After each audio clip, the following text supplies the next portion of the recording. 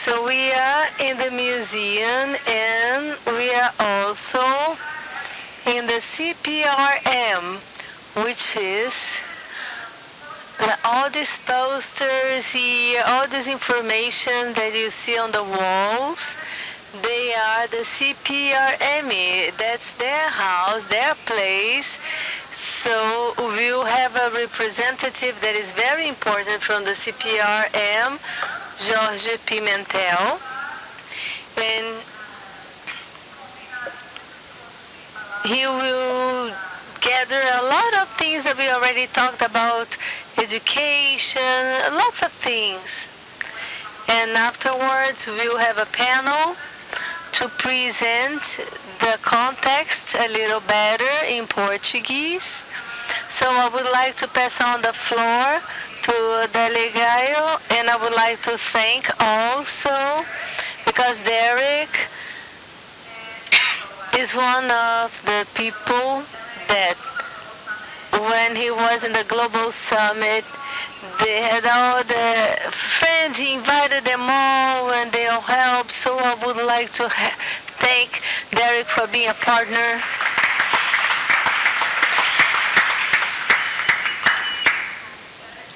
So Derek will be the moderator of this panel. So welcome, Derek. Good afternoon, everybody. I think this panel is super important because this issue about the water in our everyday life, well, we don't live in the oceans, in the seas, so we forget a little bit about that we are 90% water, and the seas and the oceans, everything is made out of water. So I believe it's an issue that is very important, and Glenn will also talk about this and the urgent issue of water. And Jorge will also bring things from another angle from the government, how we take bad care of our environment and how the water is in danger because of the climate, and also can cause problems for the communities, and everything that the Brazilian government is doing to bring solutions to this kind of situation. So I believe it's a very interesting, important panel that we will be talking about this issue on water. So Jorge, we will start talking about all the big work that the Brazilian government is doing toward that in the different cities and so on. So I pass on the floor to him. Thank you, first of all. Good afternoon, everybody. It's an honor to be talking to you. I'm from the Cprm, which is the Geological Service from Brazil. I'll be speaking in Portuguese. I see that this audience is multicultural. We have a lot of representatives here. And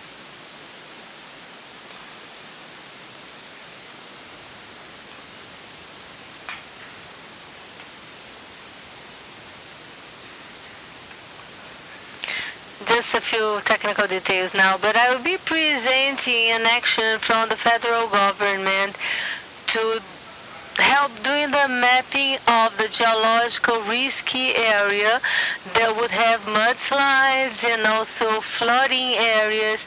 So after these catastrophic events from 2001 in the mountain area in Rio de Janeiro with over 1,000 deaths, and immeasurable dangers. So let's see if this is working. It's closing. I'll see if we can do that. So after what happened in 2011, the federal government created a series of bodies and institutions to do this mapping and diagnosis and to prepare the population in prevention actions, as well as the civil defense. And CPM got this mission, and I'm the coordinator. I'm a geologist, and I coordinate this work since 2011. I will try again. There it goes. Good. So I will be here for now. These charts, as you can see here, you see the numbers of deaths. So since 1988, I see if I find my place here. Since 1988, we had 277 victims in Petropolis. 1990. So unfortunately, this is the number of people that died. So he is 180 to 138. So in other words, every year we would have victims until this mega event of 2011 in the mountain region, where we had almost 1,000 deaths, and a lot of them haven't even been recognized, and the whole families perished. So unfortunately, it was a marking event, and believe it or not, it was an event that changes things, changed the society, changed the company.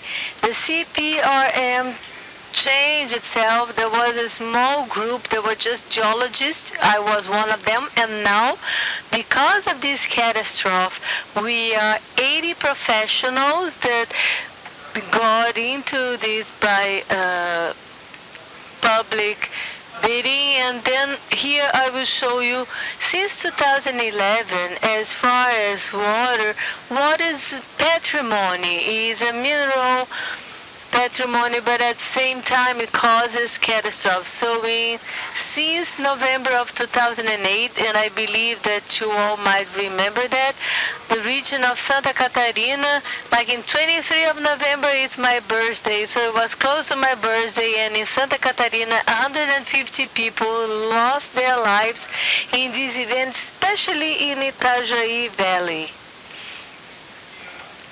This is an example of one of the places that was most affected in the Vale do Baú. Is a typology of mudslide that is very interesting, that was unknown for that region, because there was not this accumulated rain so specific. It was 1,000 millimeters in 30 days, so it means 1,000 liters per square meter in 24 hours. So actually it was in 3 days throughout the month, but concentrated in 3 days, that caused the process typology that was unknown until then.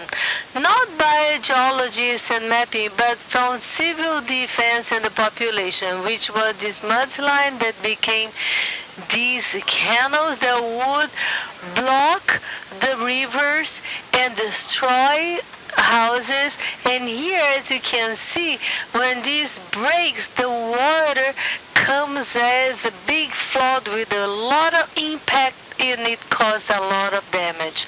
So this was the first event. The second one happened 3 years later in January of 2011 in the mountain region in Rio, and this was a changing incident because it generated a huge amount of victims, 916 deaths, 345 disappeared, 35,000 people were removed from their houses. In Teresópolis there were more 340, and in Petrópolis we can't even count. So it was the reason to create the National Plan for Managing Risks and Answers to Disaster.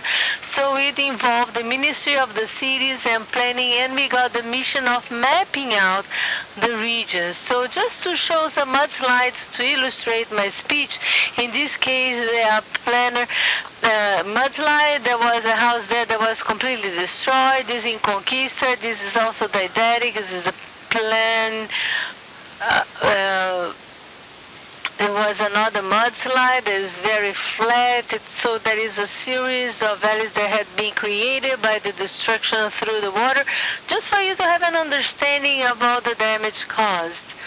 So these 15 days after the rains, you see this stream it used to be very small, and that day caused all this damage. Why? Because all the mudslides that you see there, they formed a natural dam there, and so it created a lake, as I've said, just like in Santa Catarina, and it destroyed a number of houses and people that were in their houses at night, because because these things never happen in the time that you can. Usually is in the wee hours of the night, and so this is a big mystery that a lot of geologists are trying to understand. This used to be a neighborhood, so now you see the houses came down. This is a typical area in Brazil.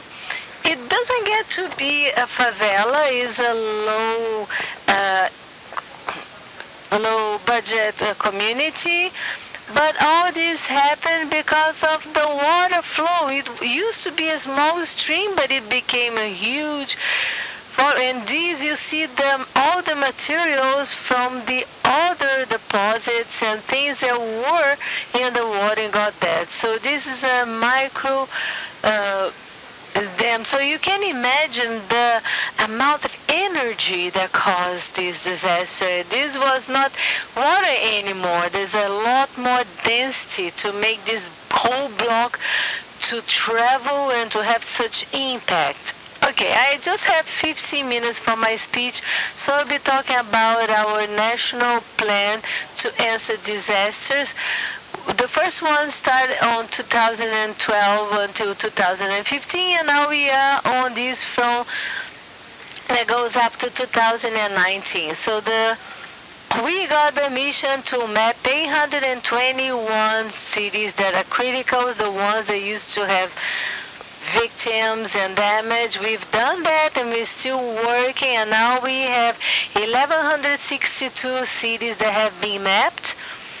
And I will show you the consequences of that in prevention. Here we can see a huge table. I talked about the plan for many years, the PPA. So now we are on this from 2016 to 2019. So up to 2019, I have to map 350. So we see here the progression: 102, 72, 72, 104.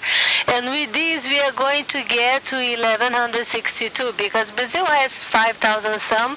So with these, we have a good sample with this work. So this work, as this big event of you, is most of all transmission of personal knowledge. Like a geologist, I look at a map like that and I understand what it says, but I need to talk to the population. We need to learn to talk to the population. This is not easy. We need to communicate. And one way of doing that is that the Cprm technicians went to the field to work together with civil defense. We went together with them. So we said, whatever I see, I will be telling you. So that was a way of capacitating, of qualifying and train the civil defense people, because they are the ones that will be protecting the population. They have this mission, but they don't have the technical knowledge. A lot of times they were just firemen that would do rescue, but this has changed.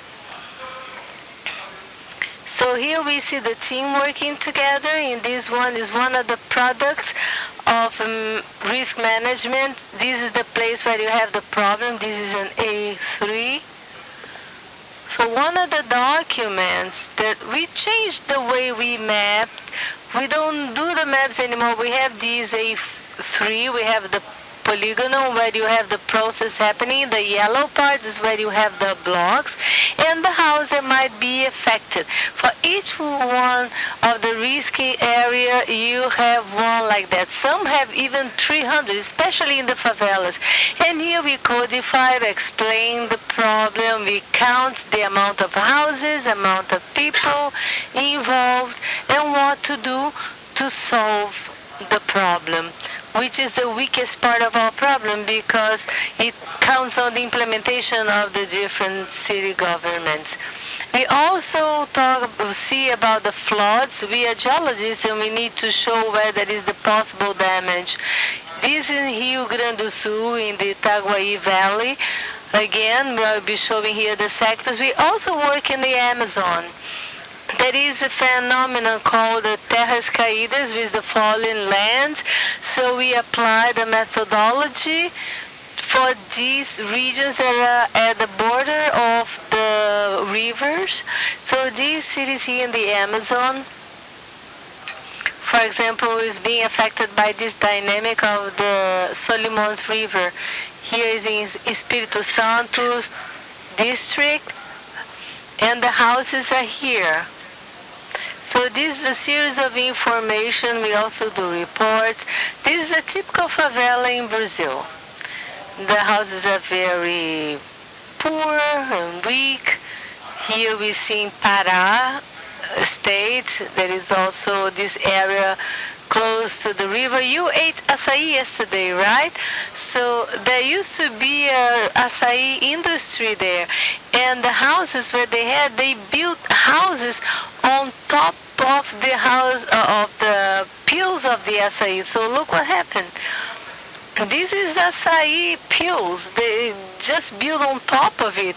The açaí is delicious, but in this case causes a lot of problem. All this work is done with geoprocessing. Do you work with this, easy ArcGIS? So all the work besides that is made digitally with data banks because it goes afterwards. That I will explain later when he doesn't show me that it's missing 10 minutes. But anyway, here this is a risk sector and here's the data bank. The data bank is kind of what I showed before. So just to show you here, this is a map of municipalities in Brazil. 1,162 municipalities. All Amazon has been mapped. So here the difficulty in mapping in Amazon is that we need to use old plans. They are putting fuel in the airplane with a gallon. I think it's gas from açaí. I don't know what they put inside the airplanes. But anyway, here is the geologist. There is no car passing by here, so they hire the motorcycles, and what is important is that every time this team goes to the field, they bring the data, they give their suggestions, solutions, and they do the job. This is Breno. Breno is not wearing his boots because he is walking in the water to do the mapping. Here's Iris crossing the river, so this is a job that is not on images, but it's on their own legs. We need to see the problems and leave the problem. And here's the great difficulty. The geologist must get there, and there's a big dog on the other side. So sometimes it's not this, it's not the dog, but it's a lack of safety. Anyway, where do this data go to? They generally stay in the municipality, but they go to a public body called Semadem that does the monitoring, and they make a cross-link of our maps, those images here with the radar images. So when there is a strong rain, a downpour in the risk areas, they send alarms to the population so that they are protected and removed from there. Something that makes me really proud is this course that we have, those trainings for the civil defense and for the population in general. So we gather here, you know, when you are wearing the orange vest, you are from the civil defense. Here in orange or red, they are firefighters or civil defense, and then we have people from universities and local people, and we have a course of 40 hours for training. You receive this brochure, and it has this title. It's not by chance. Changing habits and reducing risks of mass movements and flooding. The name is a safer community. This is for children. So you cannot have a technical look at it. This is basic education, but it's prevention. It's showing the importance. So a cliff doesn't go is destroyed from out of the blue. It gives signs, and we need to understand those signs. Sometimes we don't know how to understand it, but we need to study it because we get there and we try to work on the place and we see the signs.